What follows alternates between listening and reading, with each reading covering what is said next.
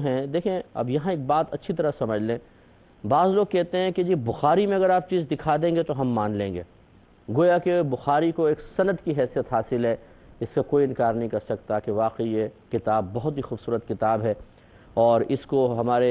اسلامی ماحول میں بالکل ایک سند کی حیثیت حاصل ہے۔ لیکن خود امام بخاری نے بھی کہیں یہ نہیں کہا، اگر کہا ہے تو مجھے دکھائیے گا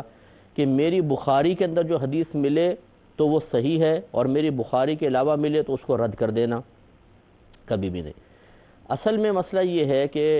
بخاری شریف میں موجود احادیث کی اہمیت کیوں ہے، اسے اہم کیوں سمجھا جاتا ہے، تو وہ حدیث کی وجہ سے نہیں بلکہ حدیث بیان کرنے والے، اس لیے کہ امام بخاری نے جن لوگوں سے حدیثیں لی ہیں وہ بڑے قوی لوگ تھے، وہ دیانتدار تھے، صاحب تقویٰ تھے، پرہیزگار تھے، ان کے حافظے بڑے قوی تھے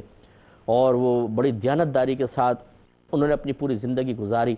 حتیٰ کہ کبھی ان سے جھوٹ ثابت نہ ہوا کہ ان کے زبان سے جھوٹ نکلا ہو، وہ خلاف مروت کام نہیں کرتے تھے۔ اے اللہ دنیا کی سلطانی، خلاف مروت کا مطلب کھڑے ہو کر پانی پی لینا، روڈ پہ کھڑے ہو کے باتیں کرنا، کسی روڈ پہ کسی چھابے پہ بیٹھ کے کھانا وغیرہ کھا لینا، روڈ کے کنارے بیٹھ کے پیشاب کر لینا، ان میں سے بہت سی چیزیں جائز ہیں، لیکن ایک جو اشرف القوم ہوتا ہے، بڑے عالم دین ہیں، مفتی صاحب ہیں، ان کے لیے اس طرح کی چیزیں بھی اچھی نہیں ہوتی ہیں۔ تو امام بخاری رحمۃ اللہ علیہ نے حدیثیں اخذ کرنے کے سلسلے میں اسی قسم کے لوگوں کا انتخاب کیا ہے، اس لیے ان کی حدیثوں پہ اعتماد کیا جاتا ہے۔ معلوم ہوا کہ حدیث بخاری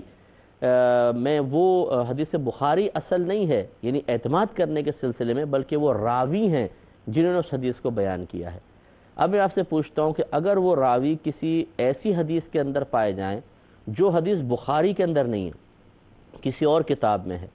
تو بتائیے کہ وہ حدیث بخاری کی حدیث کے مقابلے میں کمزور کیوں ہوگی؟ کیونکہ بخاری میں موجود ہونا اس لیے اس کو اہم بنا رہا تھا کہ اس کے راوی قوی ہیں، اس لیے نہیں کہ امام بخاری نے لکھ دیا ہے، راوی قوی ہے۔ اب جب دوسری کتاب کی حدیث ہے اور اس کے راوی بھی وہی ہیں جو مثلا امام بخاری کے راوی ہیں، تو بتائیے اس حدیث کی قوت میں کیا کمی آئے گی؟